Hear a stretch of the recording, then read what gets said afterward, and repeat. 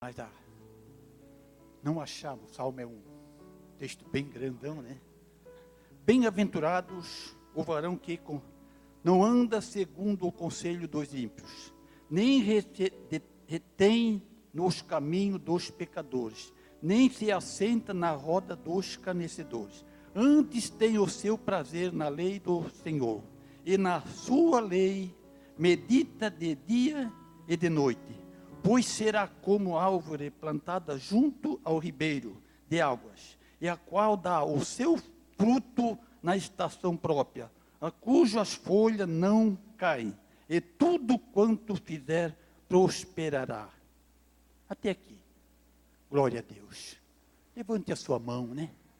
Cantemos esse hino tão maravilhoso, né? Aleluia. Se alguém fraco se encontrar, mas o Senhor está aqui para fortalecer. Amado Jesus, te louvamos, Senhor. Meu Deus, te agradecemos, Jesus, por esta noite, Senhor. Por este dia, Senhor, que passamos, Senhor. E aqui estamos, Deus, nesta noite, na tua presença, ó Pai. Jesus, que o teu Espírito, meu Deus, possa visitar cada um, Senhor, bem de pertinho, Senhor. Oh, Deus, alegrando, Senhor, aqueles corações, Senhor, que entraram, às vezes, aqui, tristecidos, Senhor, a Deus. Pai querido, que o teu Espírito possa alegrar, Senhor, a Pai, cada um. Fortalecer, Senhor, meu Deus. No nome de Jesus, nós te agradecemos. Amém e amém.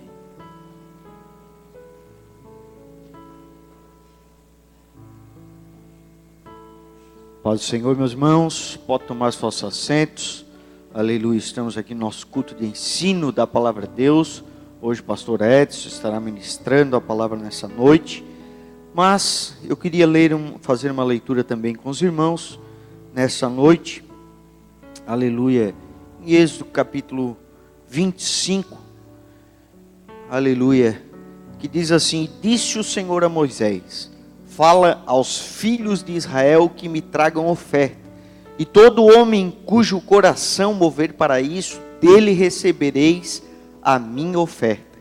E esta é a oferta que dele recebereis: ouro, prata e bronze, estofa azul, púrpura, carmesim, linho fino, pelos de cabra, peles de carneiro, tintas de vermelho, peles finas de madeira de acácia, azeite para luz, especiarias para óleo de unção e incenso aromático, pedras de ônix e pedras de engaste, para estola sacerdotal e para o peitoral. E me farão um santuário para que eu possa habitar no meio deles. Amém, irmãos? Nesse momento nós vamos ofertar. Nós vemos na palavra do Senhor sempre que fala de oferta, sempre fala de um melhor, né? O Senhor sempre nos orienta a nós nos esforçarmos para trazermos o melhor para a casa do Senhor. E nesse momento, queridos, nós vamos ofertar.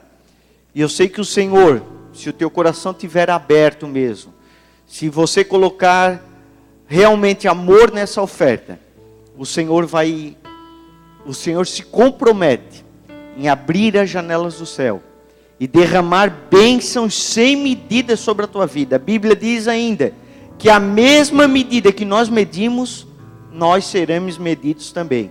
Então, se nós formos generosos, o Senhor também é generoso conosco. Amém? Vamos orar assim como estamos, maravilhoso e eterno Deus. Nesse momento, Senhor, iremos ofertar para a tua casa, Senhor. Sabemos que é para a manutenção do teu templo, Senhor, para fazer mais para a tua obra. Nesse momento, Pai querido, aqueles que estarão ofertando, que as tuas promessas, Senhor, estejam sobre a vida deles. Que tu venha, Senhor, fazer prosperar não só no campo financeiro, mas espiritual, Pai querido. Que os teus filhos possam crescer em conhecimento, em graças, em sabedoria. E que sua família, Senhor, seja alcançada também por essas bênçãos. É o que eu te peço nessa noite. Aleluia. Em nome de Jesus. Amém e amém. Vamos ofertar. O Elenai vai louvar o nome do Senhor. Vem cá, meu filho, ajudar aqui o Ivan. Vem cá, Ivan. Nos ajude aqui a louvar o Senhor. Quero dar o melhor de mim quero oferecer sacrifício de louvor. Quero ser bem mais do que já sou, um adorador por excelência me tornar. Eu não vou me importar com o que vai acontecer. Eu só quero te exaltar. Tu és a razão do meu viver. Eu não posso me calar. Tenho adoração em meu DNA. Um adorador por excelência. Um adorador por excelência. Um adorador por excelência. Quero ser. Quero dar o melhor de mim. Quero oferecer sacrifícios de louvor. Quero ser bem mais do que já sou, um adorador por excelência me tornar. Eu não vou me importar com o que vai acontecer. Eu só quero te exaltar. Tu és a razão do meu viver. Eu não posso me calar. Tenho adoração em meu DNA. Um adorador por excelência. Um adorador por excelência. Um adorador por excelência. Quero ser. Eu não vou me importar com o que vai acontecer. Eu só quero te exaltar. Tu és a razão do meu viver. Eu não posso me calar. Tenho adoração em meu DNA. Um adorador por excelência. Um adorador por excelência. Um adorador por excelência. Quero ser. Pastor Edson.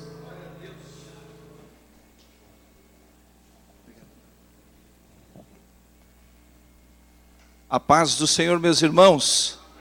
Glórias a Deus por estarmos aqui essa noite, tendo essa rica oportunidade de estarmos buscando a presença do Senhor e aprendendo através da sua bendita palavra. Você veio com esse propósito aqui essa noite, amém?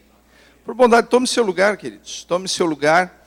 Abra sua Bíblia comigo.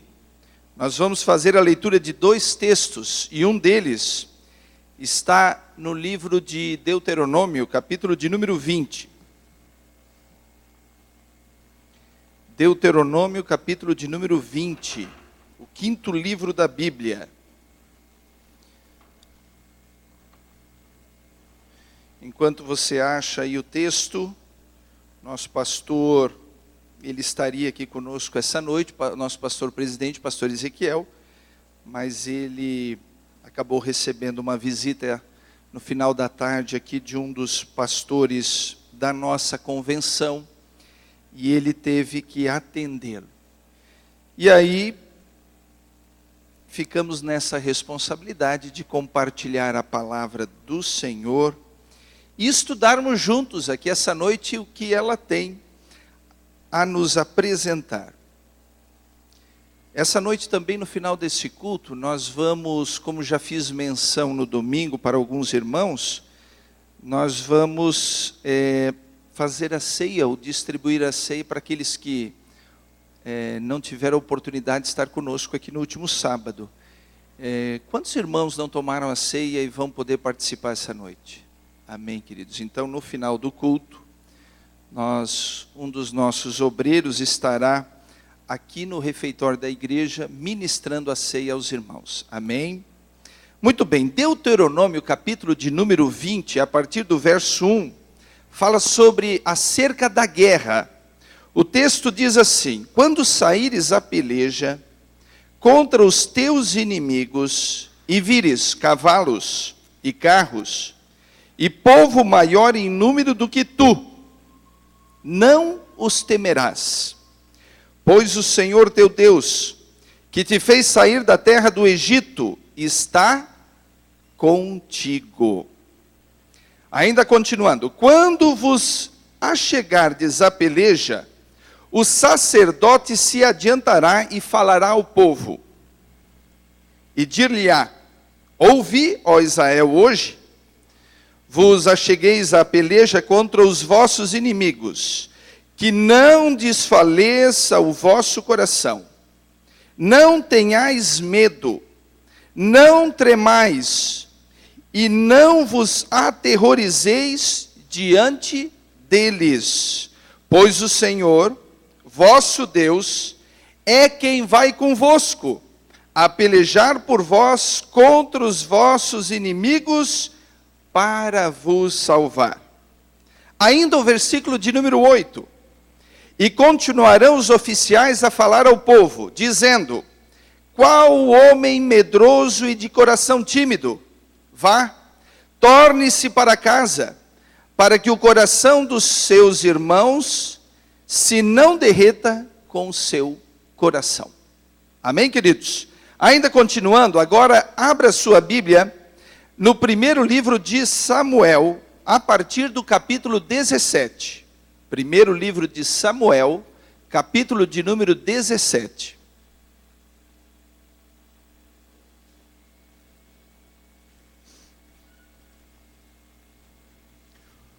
O texto diz assim, já no verso 1. Ajuntaram-se os filisteus e suas tropas para a guerra, e congregaram-se em Socó, que está em Judá, e acamparam-se entre Socó e Azeca, em Éfes-damim. Porém Saul e os seus homens de Israel se ajuntaram e acamparam-se no vale de Elá, e ali ordenaram a batalha contra os filisteus. Estavam estes num monte do lado da Lém, e os israelitas no outro monte do lado da Quém, e entre eles o vale. Vamos continuar lendo aqui.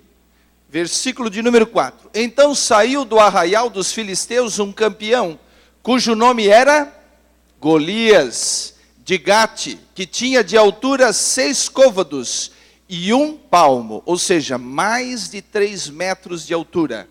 Continuando, trazia na cabeça um capacete de bronze e vestia uma couraça escameada, cujo peso era de 5.000 siclos de bronze. Também trazia grevas de bronze nas pernas e um dardo de bronze entre os ombros. A haste de sua lança era um órgão de um tear, e a ponta da sua lança pesava 600 siclos de ferro, ou seja, mais de 7 quilos, só a ponta da lança. Diante dele ia seu escudeiro. Ele, pois, de pé, clamava às fileiras de Israel e dizia-lhes: por que saístes a ordenar a batalha? Não sou eu filisteu? E vós, servos de Saul? e escolhei dentre vós um homem que desça a mim. Se ele puder pelejar comigo e matar-me, seremos vossos servos. Porém, se eu prevalecer contra ele e o matar, então sereis nossos servos e nos servireis. Disse mais o filisteu: desafio hoje as fileiras de Israel, dai-me um homem para que nós dois pelejemos. E o último versículo. Ouvindo então Saul e todo Israel estas palavras dos filisteus, desalentaram-se e temeram muito. Amém, queridos? Pai amado, Deus maravilhoso, estamos aqui reunidos essa noite, como aqui já dissemos, para juntos e estudarmos a tua bendita, grandiosa e poderosa palavra. Senhor, o meu pedido agora nesse momento é que juntos possamos extrair aqui, Senhor, destes ensinamentos, aspectos e lições práticas para as nossas vidas, porque é esse o propósito, Senhor, da tua palavra para conosco, nos ensinando a maneira certa de viver. Ó Espírito Santo, guia-nos, Espírito Santo, convence-nos, Espírito Santo, transforma os nossos corações para vivermos de acordo com o que tu queres. É o que nós te pedimos, em nome de Jesus Cristo. Amém e amém. Muito bem, meus amados, nós temos aqui dois textos, um no livro de Deuteronômio, capítulo de número 20, e o outro em 1 Samuel, capítulo 17. O primeiro, escrito por Moisés, ou descrito por Moisés, traz-nos, nesses capítulos, do 19 ao 21, as leis criminais. E entre as leis criminais estavam contidas as leis de guerra. Ou seja, como o povo, como o exército, como Israel deveria proceder a partir do momento em que eles enfrentassem uma batalha, enfrentassem um inimigo, fossem para a guerra. É interessante essa comparação, porque esse tipo de instrução serve para nós hoje, serve para cada um de nós nas lutas, nas batalhas, nos enfrentamentos que temos no nosso dia a dia.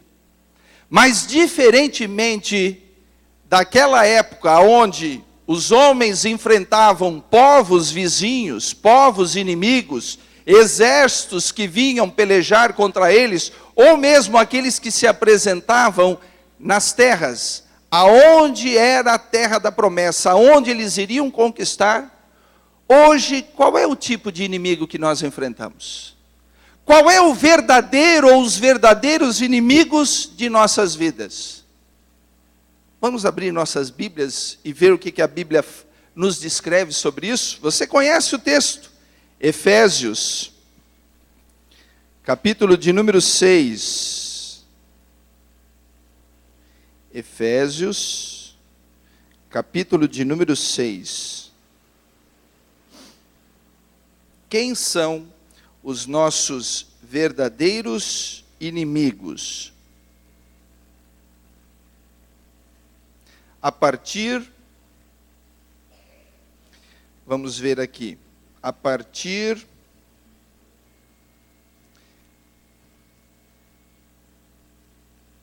do verso 12. Eu vou ler ainda o versículo 11. Vamos ver o versículo 11 inicialmente. Olha o que a palavra nos diz em Efésios 6, 11. Revestivos de toda a armadura de Deus para poderes permanecer firmes contra as ciladas de quem? Do diabo. Ele é o nosso verdadeiro ou maior inimigo que nós temos.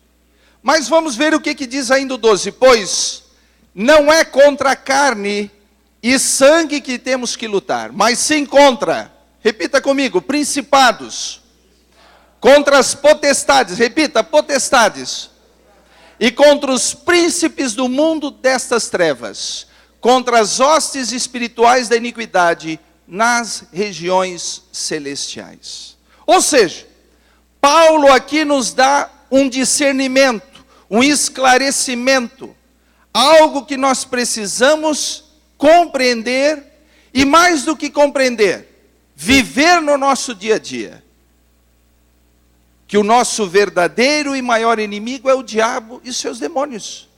São eles que agem sobre a vida de cada um de nós, a ponto de transformar nossas vidas, às vezes, numa grande confusão e num grande campo de batalha.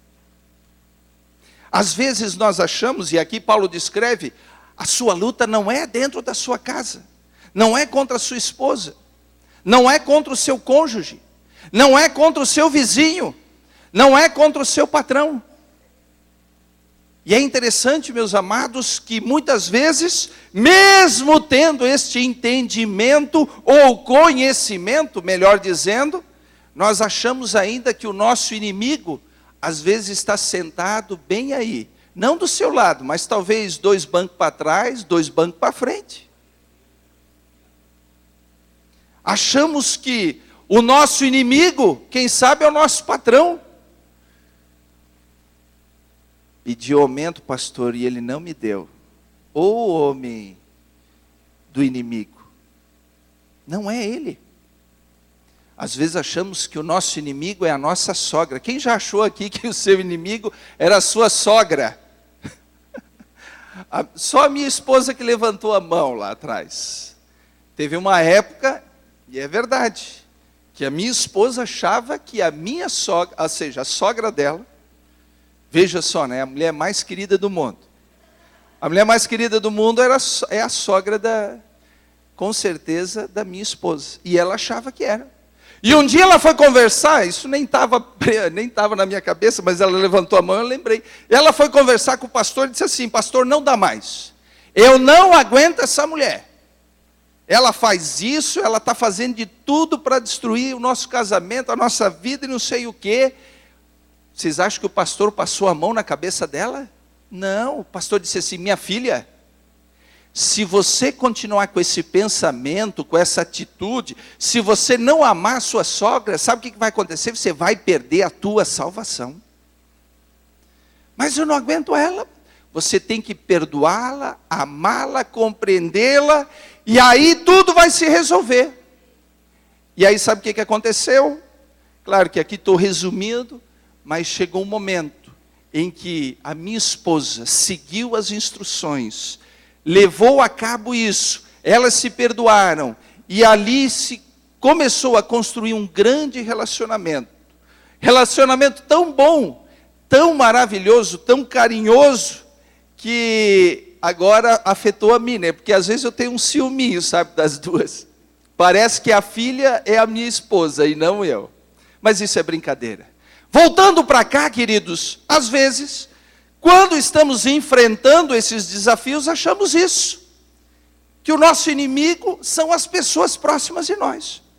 Mas a palavra está dizendo isso. O verdadeiro inimigo é Satanás. São seus anjos que estão aí, dominando aqui neste mundo. Nós temos 3 inimigos. Vocês lembram quem são os 3 inimigos? Um deles é o diabo. Quem são os outros 2? A nossa carne. E qual é o terceiro? O mundo. A Bíblia diz, esses são os 3 inimigos. O diabo e seus anjos, a nossa carne e também o mundo. Ou seja, não é o planeta, mas é o sistema no mundo regido, governado por Satanás. Mas por hora aqui nós temos que compreender que ele é o principal agente. Ele é o principal agente. Então, por mais que a Bíblia aqui nos traga relatos históricos de 1400, agora são 2000 com mais 700, 1400, quase 3000 anos, entenda o seguinte, meus queridos, isso nós precisamos compreender e viver nos dias de hoje. Porque se nós aprendermos como lutar, como enfrentar os nossos inimigos, nós seremos mais do que vencedores em Cristo Jesus. Amém? Muito bem. Quero ainda trazer mais algumas considerações. Outra delas.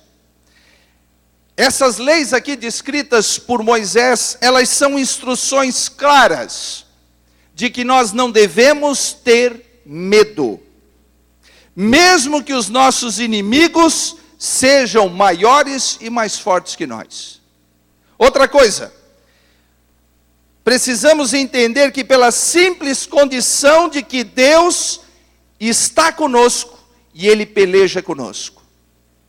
Quando nós olhamos para os nossos problemas, meus queridos, nós temos que ver, aliás, os desafios que vêm através dos nossos problemas e dos nossos inimigos, nós temos que compreender que eles são maiores do que nós. Nós não temos força sozinhos, dentro da nossa própria capacidade humana, de vencê-los. Não temos.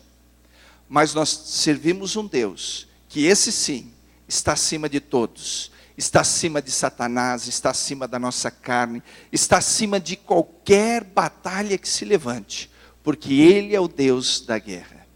Muito bem, terceiro aspecto que eu quero ainda colocar.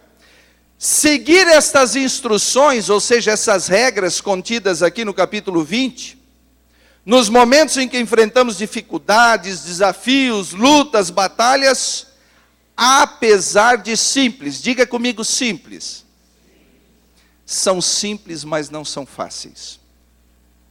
São simples, mas não são fáceis. E a prova maior é aquele texto, que depois nós vamos ainda ver alguns versículos, descritos no primeiro livro de Samuel, no capítulo 17. Ou seja, as regras de como combater o inimigo estavam claras para o sacerdote, para o rei, para o exército, para todo o povo de Israel.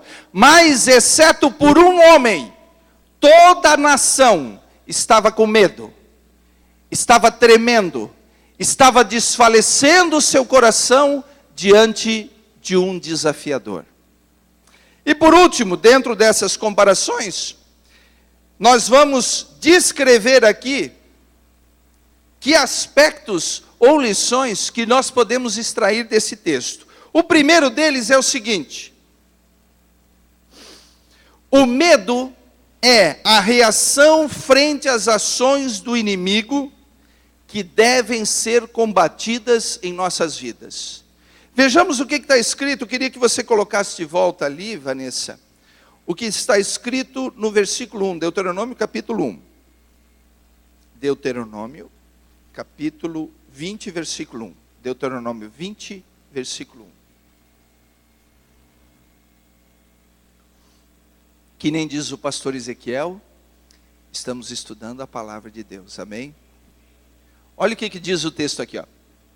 Quando saíres a peleja contra os teus inimigos e vires cavalos, o que mais? Carros, o que mais? E o que mais? Povo mais numeroso do que tu. O que devemos fazer? Deles não terás temor. Na minha outra tradução diz assim, ó, não tenha medo deles. Não tenha medo. Esse é o grande aspecto que nós devemos entender. O medo é o aspecto ou a condição que desencadeia toda a derrota para uma pessoa. Quando deixamos o medo entrar no nosso coração, a confiança vai embora. Quando a confiança vai embora, a dúvida entra também na nossa vida. E entrando a dúvida, a fé já saiu. E quando a fé já saiu ou já acabou, a incerteza começa também a dominar a nossa mente. E a incerteza dominando a nossa mente, cessa a esperança desaparece. É um processo que é um desencadeamento. E por que as pessoas enfrentam medo? É quando justamente elas olham somente com os olhos humanos os problemas que elas estão enfrentando. Perceba que Moisés, descrevendo aqui esse texto, ele diz, quando vires. O que significa ver? Significa que nós estamos usando os nossos sentidos. Estamos vendo mais cavalos, estamos vendo mais carros, estamos vendo um exército formado maior do que nós. E aí o que fazemos? Não devemos ter medo, diz a palavra. Meus queridos, quando você enfrenta uma dor de cabeça e você não sabe o que fazer, o que você faz? Quando a gente está com dor de cabeça, o que normalmente a gente faz? Uma pessoa faz? Toma remédio, toma um comprimido, não é verdade? É simples, não é? Tomar um comprimido. Agora, se começa uma reação aí que você não tem domínio, uma dor aqui nas costas, aqui na altura dos rins, e é uma cólica forte, o que você já pensa na hora? Você já vai pensando, ó, essa dor aqui é uma coisa mais séria. Essa aqui não adianta tomar, que remédio que tem aí para dor? Dipirona e não sei mais o que, não vai funcionar. E aí, começam duas reações, a reação física, no próprio local onde você está enfrentando a dor, mas tem também uma reação na mente. E aí já vem aquela sensação, eu devo estar com alguma pedra no rim, e aí isso aí vai me incomodar.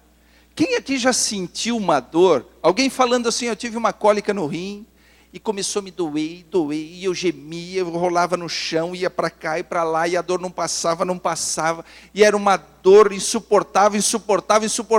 Quem já teve uma sensação de começar a ter uma dor, na hora que a pessoa estava falando? Alguém já teve essa sensação?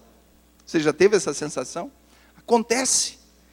Ela vai contagiando, ela vai vindo para você, você vai sentindo a dor, mesmo sem ter a doença. Sabe por que acontece isso? Por causa do medo.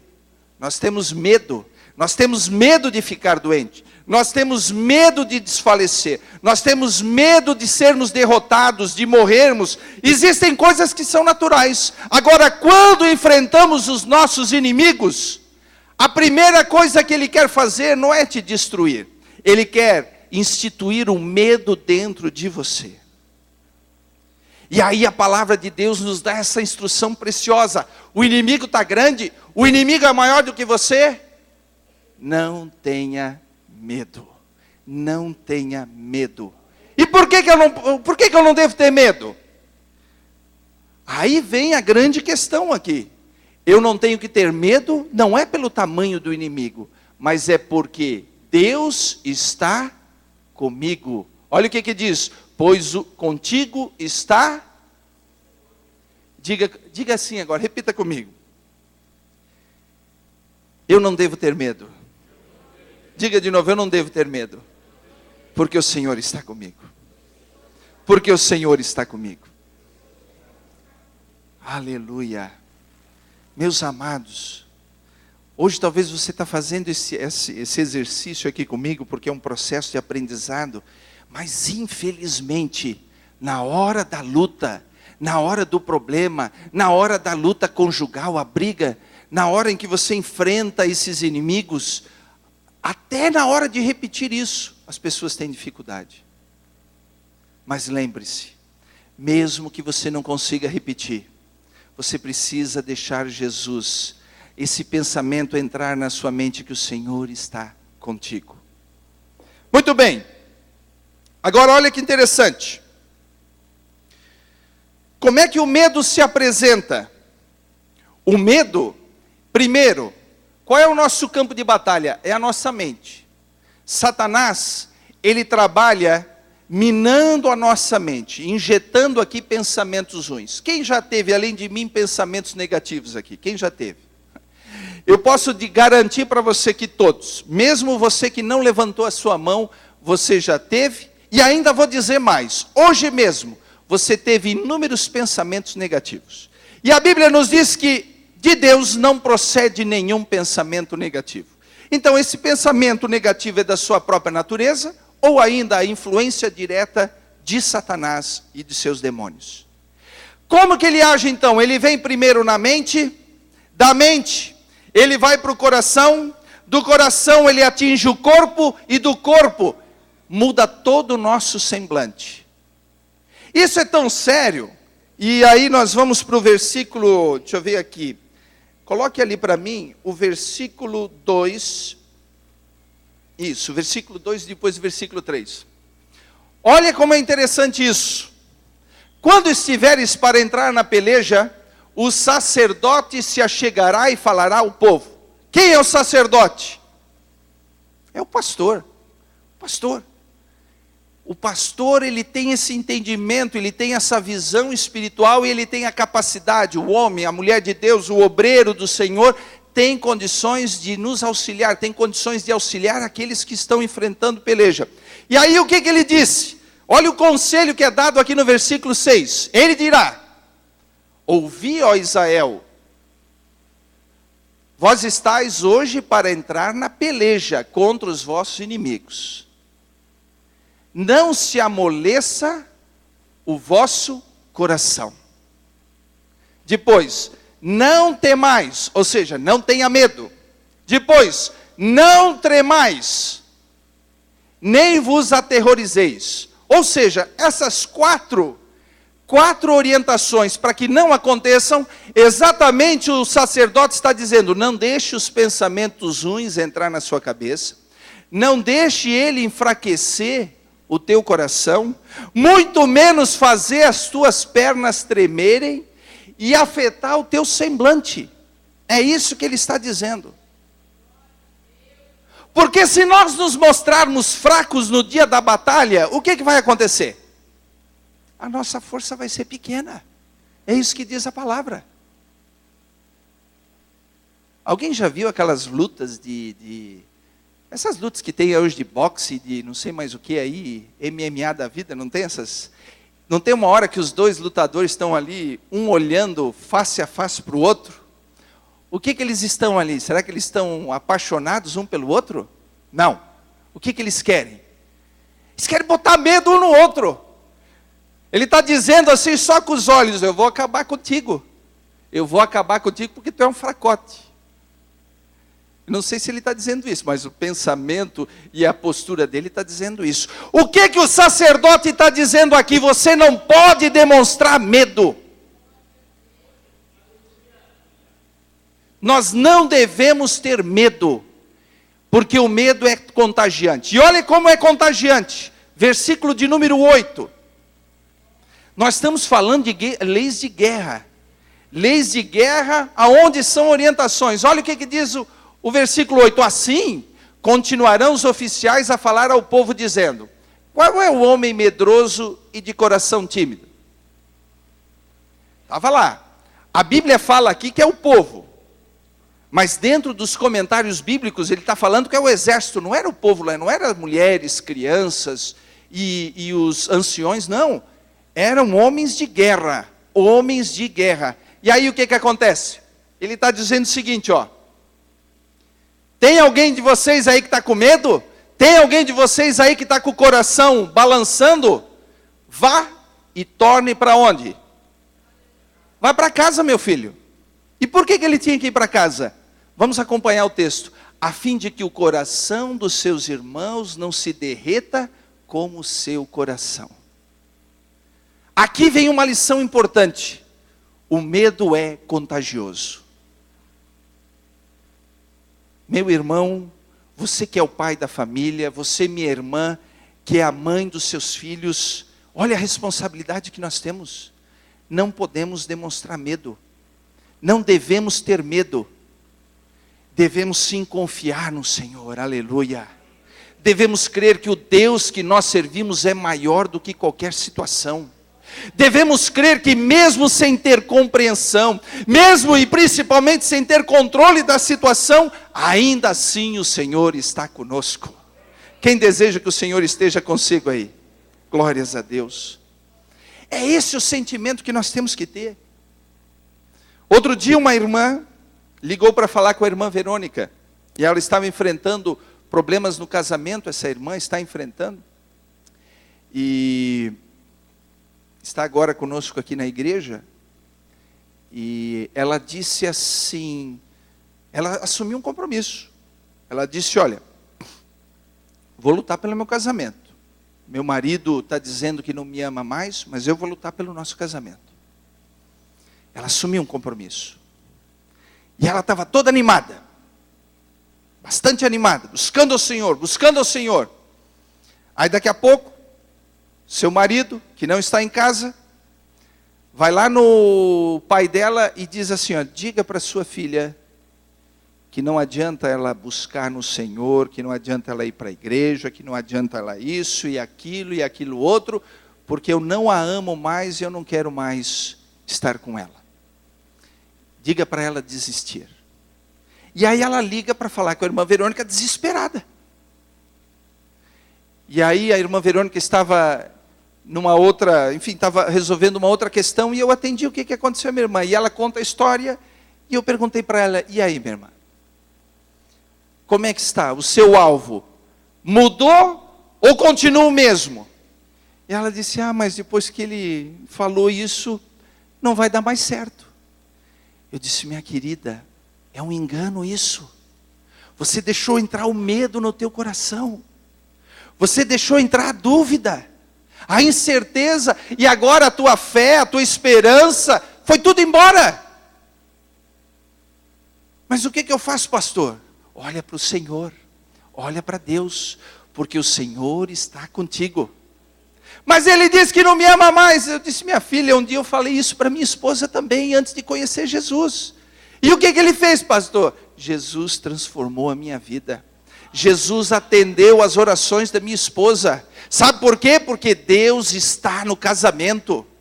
E olha, igreja, eu quero dizer uma coisa para você. Se alguém um dia dizer assim para você, olha, casamento não tem mais jeito, casamento quando um não quer, não se resolve mais, isso não é verdade de Deus.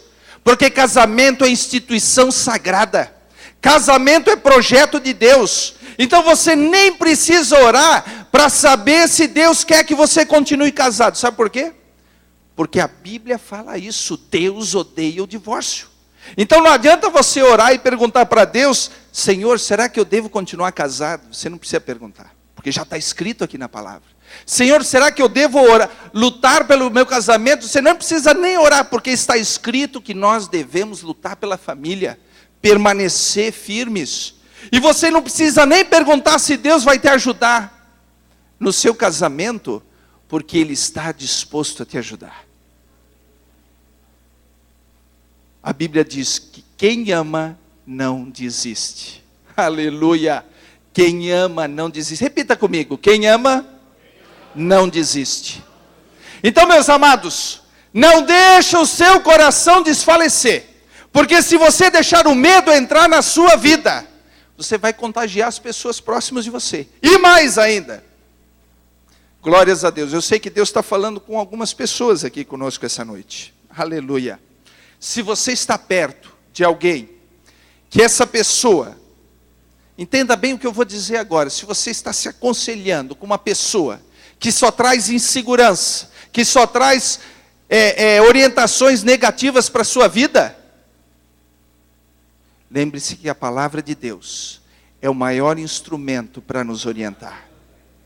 Lembre-se que nós temos aqui pastores, homens e mulheres de Deus para te ajudar. Então não desfaleça, meu amado.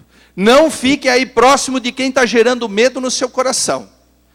Mas o medo está dentro da minha casa, pastor. Então lute. Lute para vencer esse medo. Lute para que realmente Deus te ajude a vencer essa situação. Porque se tem uma coisa que a Bíblia diz é que o nosso Deus é o Deus de guerra. E Ele nos ajuda a vencer qualquer situação. Amém, queridos? Muito bem. Agora, eu quero passar aqui, vou ler rapidamente o que o medo provoca. Por isso que a gente tem que tomar cuidado. Porque se nós deixarmos as nossas vidas serem invadidas pelo medo, a coisa fica difícil. Olha o que o medo provoca quando ele é instalado na pessoa. Primeiro, ele suprime a nossa capacidade de pensar e agir. Então a Bíblia às vezes ela está clara, ela está dizendo, faça assim, faça assado. Siga assim, siga assim. Olhe a instrução e execute. E mesmo assim a pessoa não consegue, porque ela já está dominada pelo medo. Depois, o medo provoca indecisão. O medo diminui a nossa capacidade de executar e de realizar. Ou seja, de fazermos as coisas. Inclusive o medo nos leva a desistir. Você conhece alguém que começa uma coisa e termina? Aliás, não termina, desiste? Começa e nunca termina. Começa e nunca termina. Começou, para. Começou. É um medo. É o medo. Além disso, o medo conduz ao pânico. O medo causa tormento. O medo cega as pessoas. elas não conseguem enxergar o que está acontecendo, a realidade. Aliás, um dia eu já preguei sobre isso, sobre a ansiedade. 95% dos nossos medos são irreais. Ou seja, aquelas expectativas negativas que nós temos, que você tem, elas nunca vão se concretizar. Só que o efeito delas vem sobre a vida das pessoas, mesmo não se realizando. Olha o perigo disso. Outra coisa, o medo estraga os relacionamentos entre as pessoas. Ou seja, afeta os relacionamentos dentro de casa, no ambiente de trabalho, familiar, inclusive dentro da igreja. E o pior, o medo influencia e pode prejudicar o seu próprio relacionamento com Deus. Existem pessoas que por causa do medo deixaram de buscar o Senhor. Infelizmente, queridos, tem pessoas que começam a enfrentar problemas e chegam para nós e dizem assim: pastor, eu não vou mais fazer a campanha porque o inimigo ficou furioso. Pastor, eu não vou vir mais aqui para aprender a palavra, porque depois que eu comecei a estudar a palavra, parece que o mundo se levantou contra mim. Eu não vou mais orar, não vou mais fazer isso, fazer aquilo, ajudar as pessoas, porque agora a luta ficou maior. Isso é um engano e é uma artimanha de Satanás para te afastar dos propósitos que Deus tem na sua vida. E ainda, o medo interfere na nossa capacidade de desfrutar a vida. Você sabia disso? Você sabia que Deus tem um propósito com a sua vida? Um projeto com a sua vida? Um projeto que quando você está no centro desse projeto, você tem paz, alegria, ou seja, felicidade dentro do seu coração? Pois é, Ele quer tirar você desse foco, Ele quer tirar você desse centro. E aí Ele começa a te ofertar uma série de coisas que parece que estão preenchendo a sua vida, mas na verdade estão te deixando com cada vez mais medo. Medo de perder, medo de adoecer, medo de ficar pobre, medo de perder o cônjuge, medo de perder a casa, medo de não conseguir pagar o carro, medo disso, medo daquilo, medo de perder o emprego. A pessoa vive só assim e não desfruta nada. E por último, o medo desencadeia uma série de reações. Entre elas, o estresse. Nós ficamos estressados quando começamos a perder ou termos a sensação de que estamos perdendo o controle das coisas. Do estresse vem a ansiedade, da ansiedade vem a angústia, da angústia vem a opressão, da opressão pode chegar a depressão.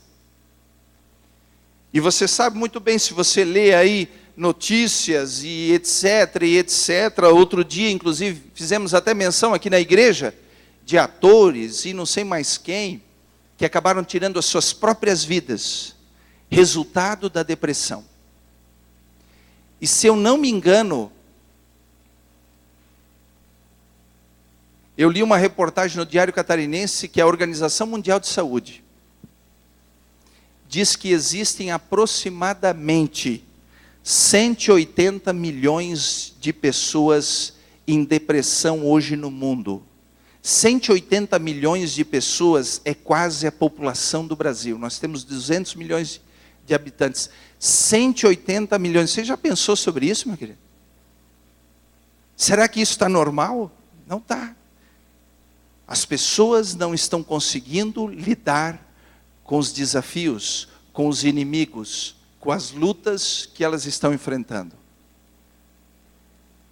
Você é um privilegiado, você é uma privilegiada, porque a palavra de Deus, essa palavra que você vem aqui essa noite, estudar, buscar, ela te ensina, ela nos ensina como devemos e podemos e vamos vencer esses inimigos. Você crê nisso, meu querido? Amém? Glórias a Deus. Muito bem. Agora vem uma questão aqui para nós finalizarmos, que é justamente o lado prático da coisa. O lado prático. Porque a Bíblia ensina. E isso faz parte da natureza nossa e desde lá da antiguidade descrito na Bíblia. A Bíblia ensinava o que o povo devia fazer e o povo fazia o contrário.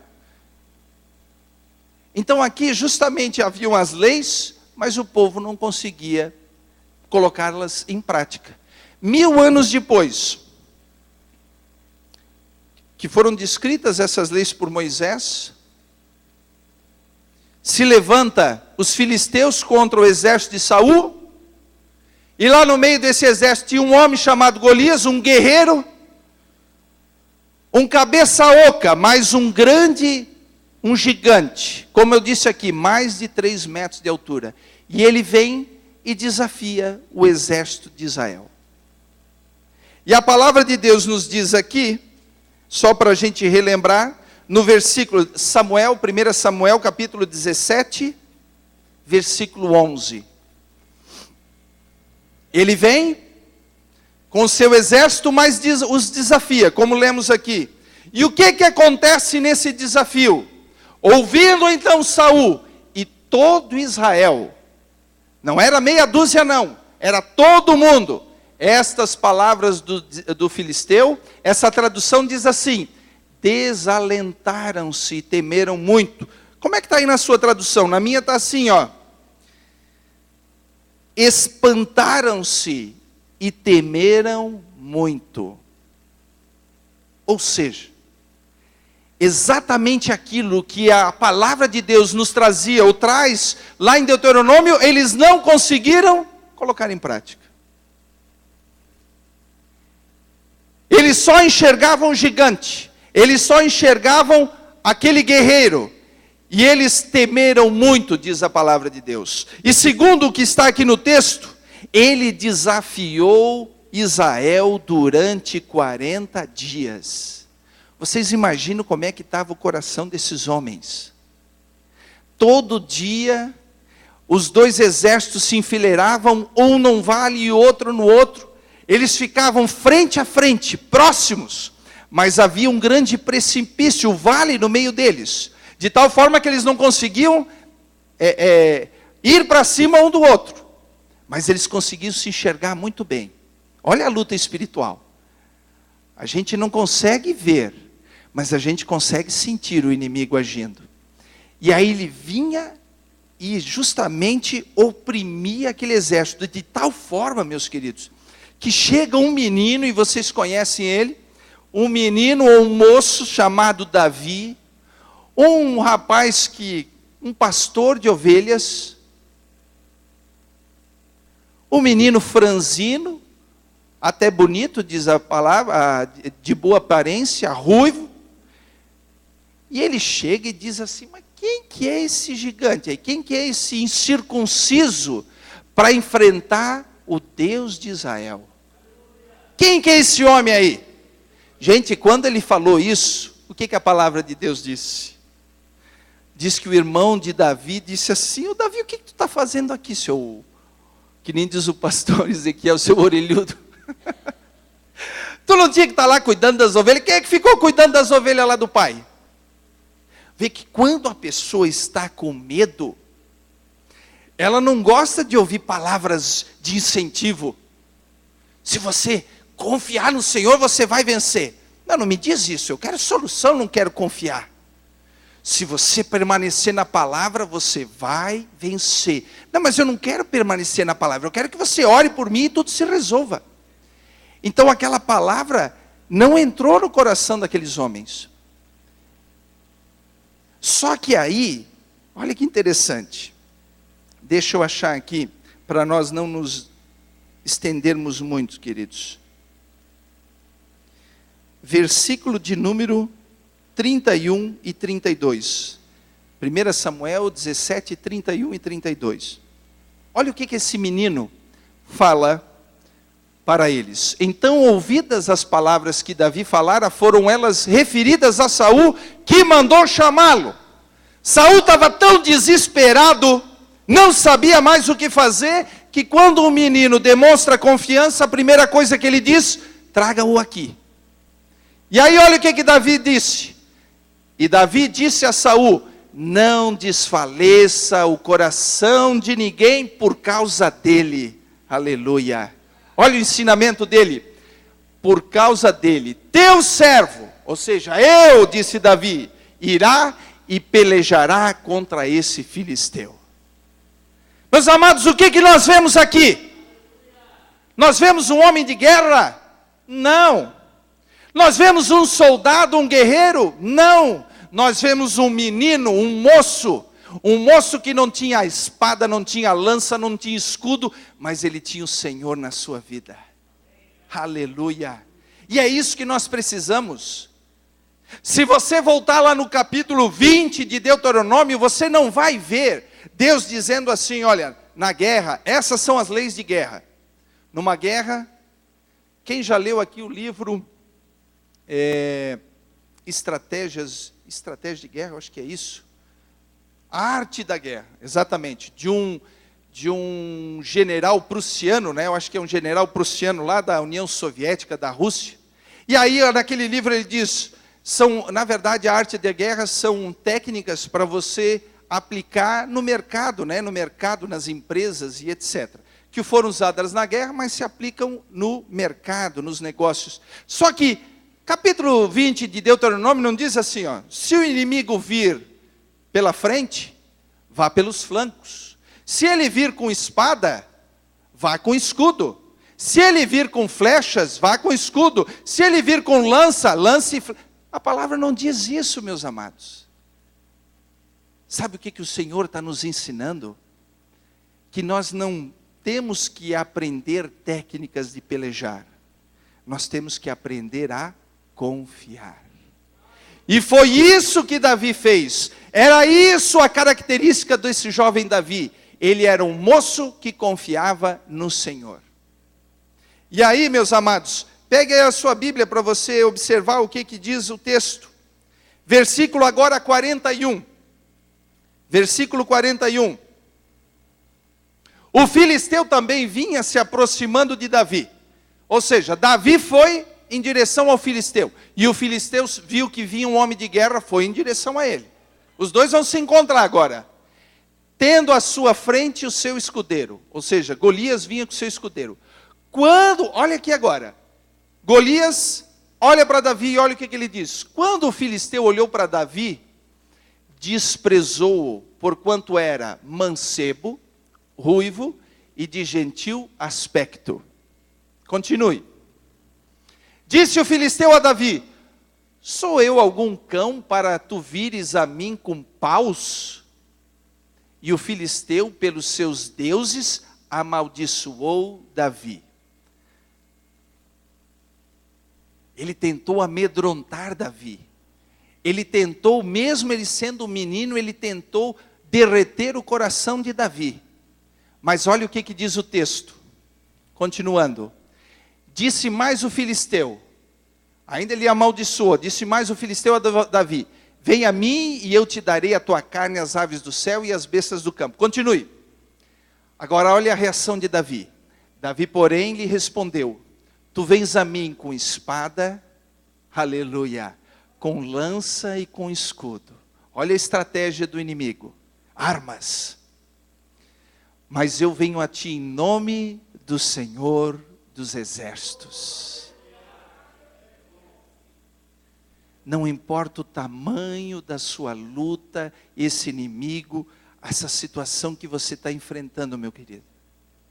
Se você colocar o Senhor dos exércitos para pelejar com você, você vai vencer. Mas olha o que Davi conclui. O Deus dos exércitos de Israel, a quem tu tens afrontado. Porque quando, meu amado, o inimigo chega e diz, tu não vale nada, a quem ele tem afrontado? É o Deus que tu serve. Porque Deus que te criou. E você é a obra-prima, a principal obra de Deus. Será que você não tem valor para Deus? Tem. Você tem muito valor. Então, quando ele coloca esses pensamentos, ei, minha filha, você não tem valor para ninguém, ninguém te ama. Ele está afrontando o Deus dos exércitos. Quando ele diz assim, você não tem capacidade para passar no vestibular, para passar nesse concurso, para ser uma pessoa bem-sucedida e muito menos ter um ministério de valor. Sabe quem ele tem afrontado? O Deus dos exércitos. Porque você tem valor e você tem essa capacidade. E olha o que Davi termina. Continue, o 46. Tem 46? Tem. Hoje mesmo, Olha a declaração de Davi: hoje mesmo o Senhor te entregará na minha mão. Ferir-te-ei, dar-te-ei a cabeça, os cadáveres do arraial dos filisteus, darei hoje mesmo as aves do céu e as feras da terra, para que toda a terra saiba, aleluia, que há Deus em Israel. Quando você vencer essa batalha, sabe o que Deus espera de você? Que você glorifique ao Senhor, dizendo: eu ganhei, eu recebi, eu alcancei essa vitória, e Deus seja glorificado na minha vida. Aleluia. Mas ele não termina. Olha que interessante o 47, agora sim. E para que toda a assembleia, oh aleluia, saiba que o Senhor salva. Diga comigo: salva. Não com espada, não com lança, pois o Senhor é a batalha, e Ele vos entregará em nossas mãos. Você pode glorificar a Deus? Aleluia! Aleluia! Eu não preciso continuar aqui, porque você sabe o resultado dessa batalha. O que Davi fez com Golias? Ele se apressou, com a sua funda derrubou o gigante, e com a própria espada do gigante ele cortou a sua cabeça. E a Bíblia diz ainda que Davi fez tudo isso e ele não tinha nenhuma arma de guerra. Ele não tinha espada, não tinha escudo, nada. E ele glorificou o Senhor. Meu amado, se você deixar entrar esse pensamento na sua cabeça hoje, que essa batalha que você está enfrentando é para que você se fortaleça e seja como Davi, que um dia, ele acordou como um pastor de ovelhas, e ele foi dormir como comandante dos exércitos de Israel. Você pensa que é pouco? Você sabia disso? Que Davi acordou o pastor de ovelha lá no mato, lá enfiado bem longe, nas terras do seu pai, e naquele mesmo dia ele foi dormir já como comandante dos exércitos de Israel, dos exércitos de Saul. Sabe por que aconteceu isso? Porque Deus tinha projetos na vida de Davi. E eu não vou dizer que Deus quer que você seja rei de algum lugar, não. Mas eu quero declarar que Deus tem projeto na sua vida. E isso Ele tem. Aleluia! Isso Ele tem. E agora eu quero, só para finalizar, você abra a sua Bíblia nos Salmos de número 27. Salmos de número 27. Às vezes, a gente olha para esse salmo, e como ele é um poema, nós pensamos assim: Deus inspirou Davi para escrever essas palavras bonitas, e eu tenho certeza que há inspiração aqui do Espírito Santo. Mas eu quero que você entenda, meu amado, que Davi escreveu aqui o que ele viveu. O que ele viveu.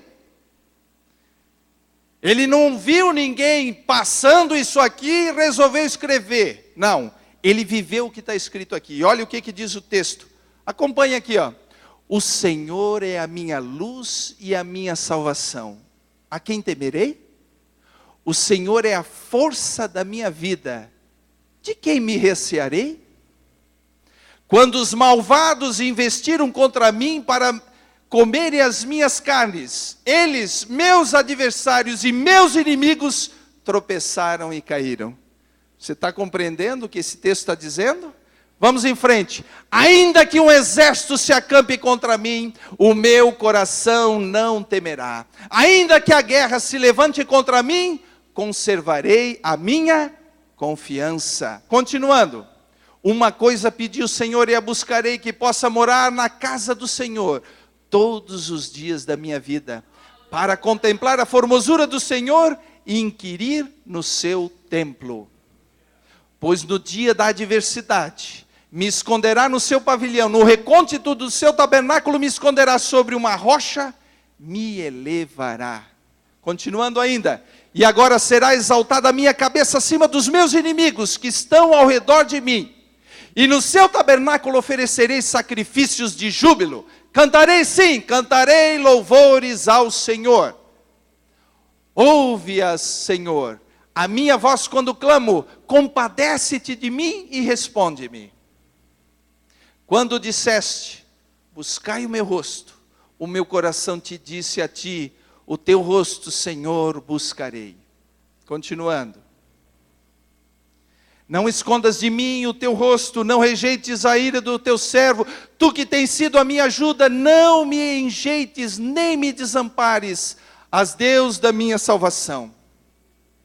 Se meu pai e minha mãe me abandonarem, então o Senhor me acolherá.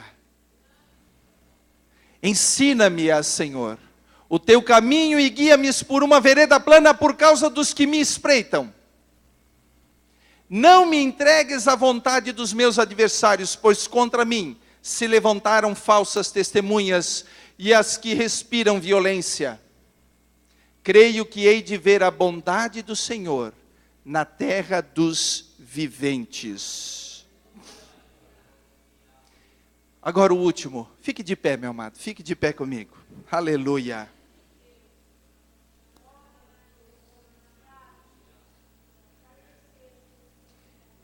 Espera tu pelo Senhor. Diga comigo, espera tu pelo Senhor. Anima-te. E fortalece o teu coração. Espera, pois, no Senhor. Glórias a Deus. Bendito é a tua palavra, Senhor. Bendita é a tua palavra, Senhor. O meu desejo, a minha oração aqui nessa noite, é que assim como Davi, assim como essas instruções preciosas que vêm através da bendita palavra de Deus, você e eu possamos colocá-las em prática ainda mais em nossas vidas. E possamos ser testemunhas, como aqui Davi foi, do que ele faz por aqueles que o buscam, aqueles que o temem, aqueles que confiam nele, aqueles que esperam no Senhor. Se você espera isso, se você precisa disso, eu quero te convidar para vir aqui à frente e juntos nós vamos orar. Vamos fazer uma oração juntos. E aí, na sequência, estaremos encerrando essa parte do nosso culto. Glórias a Deus. Aleluia. Glórias ao Senhor.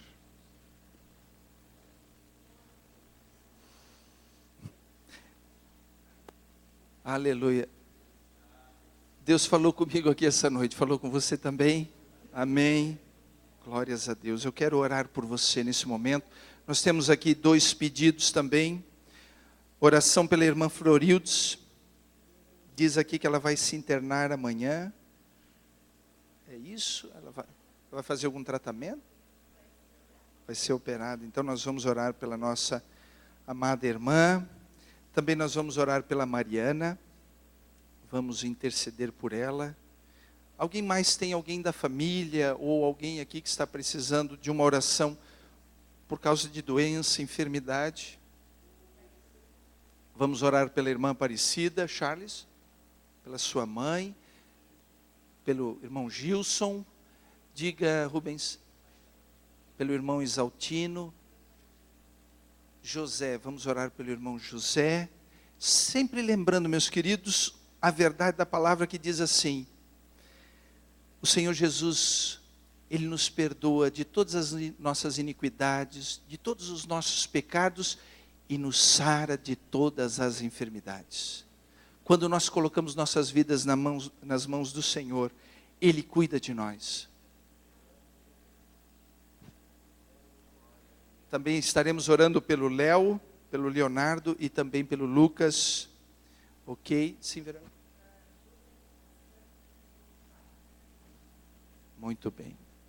Se você puder, vamos orar por todas essas pessoas. Coloque a mão no seu coração. Lembra o que a palavra disse? Nós temos que não temer, guardar o nosso coração, guardar a nossa mente e o nosso coração. Não podemos deixar o nosso coração desfalecer. E esse é o meu pedido agora. Pai, em nome de Jesus.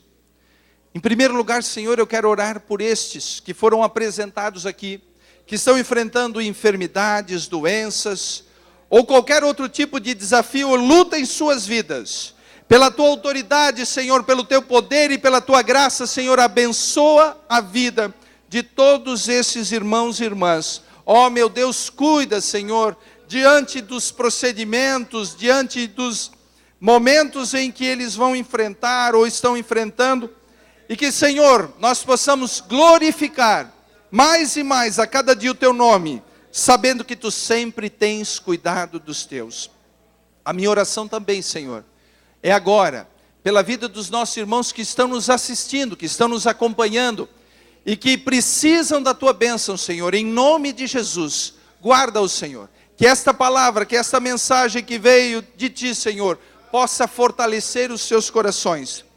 Da mesma forma eu peço, Senhor, abençoa a vida da Tua igreja, de todos os Teus filhos, nossos irmãos, aqueles que estão enfrentando lutas no casamento, estão enfrentando situações e dificuldades na família, em relacionamentos familiares, no seu trabalho, ou até mesmo lutas físicas, Senhor, na mente, no coração, a depressão, tantas lutas, ansiedades que vêm sobre suas vidas.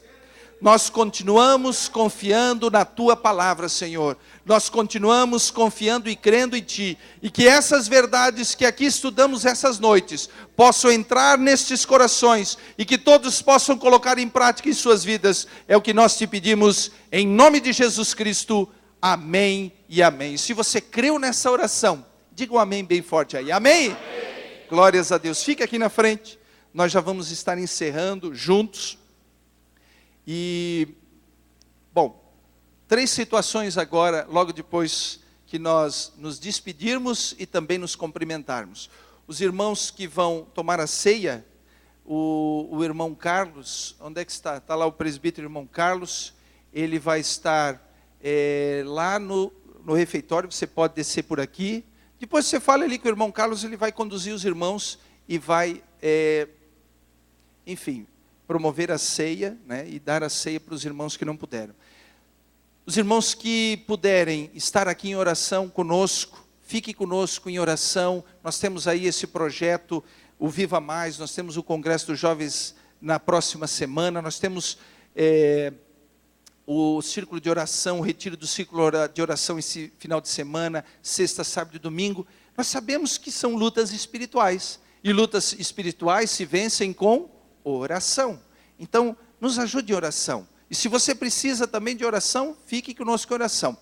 E nós vamos ter ali no cenáculo também uma reunião, como já fizemos menção no domingo passado, sobre a organização desse evento que nós vamos estar fazendo aqui na praça e também aqui no templo.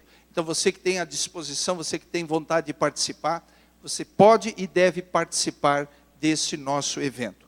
Queridos, nessa próxima quinta-feira, depois de amanhã, nós vamos começar uma nova etapa da nossa campanha aqui dos cultos de Vitória. E vamos estar aí divulgando isso, mais detalhes ainda nessa quinta-feira, sobre toda a programação, os pregadores, os cantores, a temática que nós vamos continuar buscando ao Senhor, e tudo isso para fortalecer o seu coração e para você trazer as pessoas que você ama e que precisam de Jesus, estarem aqui conosco, vencendo os desafios. Amém, queridos? É isso, pastor Júnior, tem mais algum? Amém. Então, levante sua mão para os céus, vamos agradecer, lembrando, queridos, que no sábado nós temos o Lava-Cara aí dos jovens, e domingo nós temos escola dominical. E olha, senti a falta de muitos irmãos, jovens, adultos, crianças, na escola dominical. E estava uma bênção esse final de semana, esteja aqui conosco. Mais momentos e oportunidades que nós temos para estudar a bendita palavra.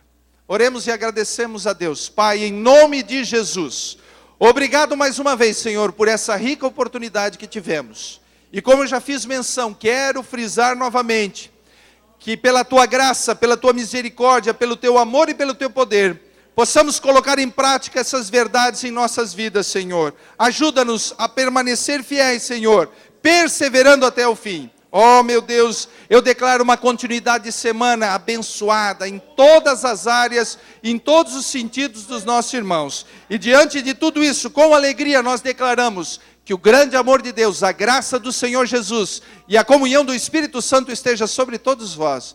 E todos juntos dizemos amém. Amém? Livres em Cristo. Cumprimente o seu irmão e vamos seguir em frente.